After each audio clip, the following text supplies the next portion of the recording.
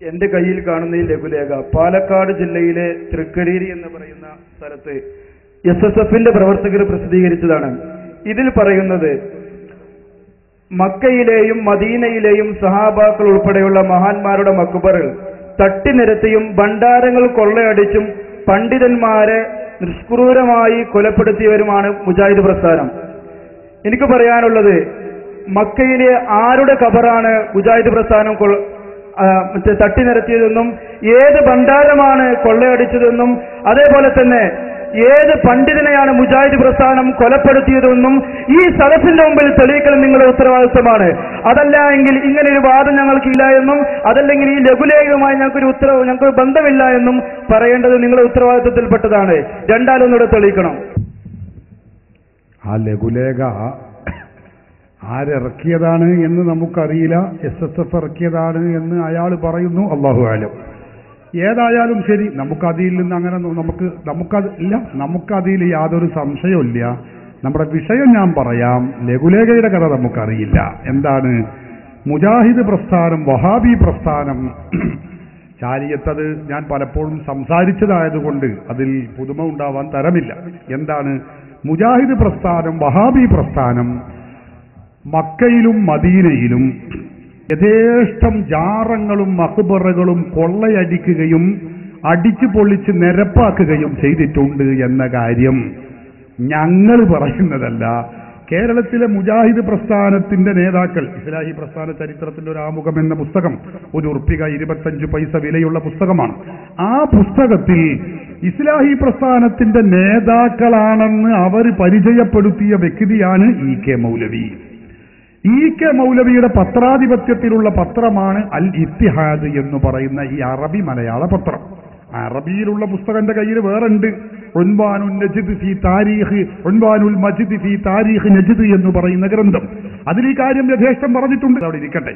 ഇപ്പൊ ഞങ്ങൾക്ക് കൂടി തിരിയണതാ പറയണത്, അറബി തിരിയില്ലല്ലോ. നിങ്ങൾക്ക് കൂടി തിരിയുന്നത് പറയാണ്. അൽ ഇത്തിഹാദ് എന്ന് പറയുന്ന ഈ അറബി മലയാളത്തിലുള്ള ഈ പത്രത്തിൽ പറയുന്നത് എന്താണ്? 1801 ഇത് എഴുതുന്നത് ആരാ? KC അബൂബക്കർ മൗലവി എന്ന ഉഗ്രവാദി മുജാഹിദ്. 5 കൊല്ലം മുമ്പാണ് അയാൾ മരണപ്പെട്ടത്. അയാൾ ഇത് എഴുതുന്നു.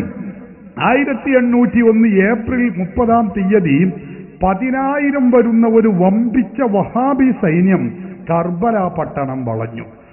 പട്ടണവാസികളിൽ ഒരു ഭാഗത്തെ അവർ കൊന്നുകളഞ്ഞു. നിങ്ങൾ കേൾക്കണം, ആരാത് കൊല്ലണത്? 10,000 വരുന്ന ഒരു വമ്പിച്ച വഹാബി സൈന്യം. അതല്ലാതെ സുന്നി സൈന്യമല്ല, വഹാബി സൈന്യം കർബല പട്ടണം വളഞ്ഞു. വളഞ്ഞിട്ട് എന്തു ചെയ്തു? പട്ടണവാസികളിൽ ഒരു ഭാഗത്തെ അവർ കൊന്നുകളഞ്ഞു. ഹുസൈൻ റളിയല്ലാഹു അൻഹുവിന്റെ മഖാമ് കൊള്ളയടിച്ചു. ആരാ കൊള്ളയടിച്ചതെന്നാ ചോദിച്ചത്? നിങ്ങളെന്ന് വേറെ ആരാ? മഖാമ് കൊള്ളയടിച്ചു. അവിടേക്ക് അനറബികളായ സന്ദർശകന്മാര് വഴിപാട് കൊടുത്തിരുന്ന എല്ലാ വില പിടിച്ച രത്നങ്ങളും മറ്റും അവർ ശേഖരിച്ചു. ഇതൊന്നും അവരുടെ ഹൃദയത്തിന് അസഹ്യമായി തോന്നിയില്ല. എന്തുകൊണ്ടെന്നാൽ ഖബറിന് വഴിപാട് കൊടുക്കുന്ന അവരുടെ നേരെ അവർക്കുണ്ടായിരുന്ന വീക്ഷണഗതി കാഫിറുകളുടെ നേർക്കുണ്ടായിരുന്ന അതേ വീക്ഷണഗതി തന്നെയായിരുന്നു. അതുകൊണ്ടാണ്, അപ്പൊ അവർ കാഫിറാണ് എന്നായിരുന്നു അവരുടെ വീക്ഷണം. അതുകൊണ്ടാണ് 10,000 വരുന്ന വമ്പിച്ച വഹാബി സൈന്യം കർബല പട്ടണം വളയുകയും അവിടെയുള്ള വളരെ മുസ്ലിമീങ്ങളെ കൊന്നൊടുക്കുകയും അവിടെ ആ മഖ്ബറയിലേക്ക് കിട്ടിയിട്ടുള്ള നേർച്ച സാധനങ്ങൾ കൊള്ളയടിക്കുകയും ചെയ്തത്. എന്നിട്ടിങ്ങനെ വിശദീകരിച്ചു പറയുന്നു. പിന്നീട് ഔലിയാക്കളുടെ ജാറങ്ങൾ പൊളിക്കുകയും അവിടെ സൂക്ഷിച്ചിരുന്ന വഴിപാടായി കിട്ടിയ ഹദിയകളും വിലപിടിച്ച സാധനങ്ങളും പിടിച്ചെടുക്കുകയും മഖാമിലെ അന്തേവാസികളെ ആട്ടി ഓടിക്കുകയും ചെയ്തു. മഖാമും ജാറവും ശിർക്ക്, അവിടേക്ക് കിട്ടുന്ന നേർച്ചകളും ഹദിയകളും അതൊക്കെ തൗഹീദും. എങ്ങനെയുണ്ട് മുജാഹിദിന്റെ തൗഹീദിന്റെ കോലങ്ങൾ മനസ്സിലാക്കണം. ജാറവും മഖബറയും ശിർക്ക്, അവിടേക്കുള്ള വരുമാനം അതൊക്കെ തൗഹീദ്. എന്നിട്ട് പോക്കറ്റൊക്കെ ആക്കുക. എന്നിട്ട് പറയുന്നത് കണ്ടോ, ഇതിൽ ഒരുപാടുണ്ട്, 1, 2 എന്നല്ല, ഒരുപാട് സ്ഥലത്ത്. എന്നാൽ വഹാബികൾ ഈ അവസരം മസ്സലായി ഉപയോഗിച്ചു. അവർ വേഗം സ്ക്രീനിലും കാണുന്നുട്ടോ, അവർ വേഗം ഹിജാസിലേക്ക് കുതിക്കുകയും ഹറമൈനിയിൽ പ്രവേശിച്ച് അവിടെയുണ്ടായിരുന്ന, ഹറമൈനി എന്ന് പറഞ്ഞാൽ മക്കയും മദീനയും, അവിടെയുണ്ടായിരുന്ന ഔലിയാക്കളുടെ ഖബറുകളും മറ്റും പൊളിച്ച് അവിടെയുണ്ടായിരുന്ന രത്നങ്ങളും മറ്റും കൊള്ളയടിച്ചു പരസ്യമായി മാർക്കറ്റിൽ ലേലം ചെയ്തു വിറ്റു. എങ്ങനെയുണ്ട് വഹാബികളുടെ താണ്ഡവം? വഹാബികൾ തീവ്രവാദികളല്ല, ഭീകരവാദികളല്ല. ഞാനിത് വായിച്ചപ്പോൾ സക്കരിയ സലാഹി ഇതിന് പറഞ്ഞ മറുപടി എന്താണെന്നറിയോ? അത് നിങ്ങൾ എഴുതി വിട്ടതാണ്, ഞങ്ങൾ എഴുതിയതല്ല. എന്താ അയാളോടൊക്കെ ഞാൻ മറുപടി പറയും? ഇത് ഞങ്ങളെ പ്രസിദ്ധീകരണമല്ല മൗലവി, ഇത് വഹാബികളുടെ നേതാവ് EK മൗലവിയുടെ പത്രാധിപത്യത്തിലുള്ളതാണിത്. അതിലാണ് ഈ വഹാബികൾ കൊള്ളയടിച്ച കഥയും മുസ്ലിമീങ്ങളെ കൊന്നൊടുക്കിയ കഥയും പറഞ്ഞിട്ടുള്ളത്. ഇത് ഞങ്ങളെ വകയല്ല. പിന്നെ വേറൊരു നേതാവ് ഇതാ ഈ മൊയ്തു മൗലവി എഴുതിയ പുസ്തകമാണ്. ഇതിന്റെ ചട്ടം ഇങ്ങനെ കേടുന്നത് കൊണ്ടാണ് പോയത്, അല്ലാതെ അങ്ങനെ അത് പറയണ്ട.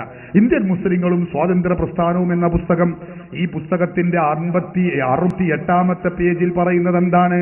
പരിശുദ്ധ പരിപാവനമായ കഅബയിൽ ഉണ്ടായിരുന്ന വില പിടിച്ച എല്ലാ സാധനങ്ങളും രത്നങ്ങളും നാണ്യങ്ങളും അടക്കം ചെയ്ത ഭണ്ഡാരവും അവർ അധീനപ്പെടുത്തി.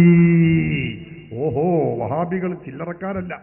അറബിയാണെങ്കിൽ ഉൻവാനുൽ മജ്ദ് ഫീ താരീഖ് നജ്ദ്, അതാ അവര് മക്കത്തും മദീനത്തും എത്രയാണ് വകാന ഫീ മക്കത്ത, കണ്ടോ, മിൻ ഹാദൻ നൗഇ ശൈഉൻ കസീർ ഫീ അസ്ഫരിയ വഅലാഹ വസതിയ ബുയൂതിഹ. അങ്ങനെ വലബിസൽ മുസ്ലിമൂന ഫീ തിൽകൽ ഖിബാബി ബിദ്അത അശറ യൗമൻ യഹ്ദിമൂന. 10 ചില്ലാനം ദിവസം അവിടെ താമസിച്ചിട്ട് യഹ്ദിമൂന യുബാക്കിറൂന ഇലാ ഹദ്മിഹ കുല്ല യൗമിൻ. എല്ലാ ദിവസവും രാവിലെ പോകും. എന്തിന്? ഖബർ വിളിക്കാൻ, കുബ്ബ വിളിക്കാൻ വേണ്ടി പോകുന്ന, കുബ്ബ വിളിക്കാൻ വേണ്ടി എല്ലാ ദിവസവും പോകുന്ന പരിപാടിയാണ് വഹാബി സൈന്യത്തിനുണ്ടായിരുന്നത് എന്ന് ഞങ്ങൾ പറഞ്ഞതല്ല.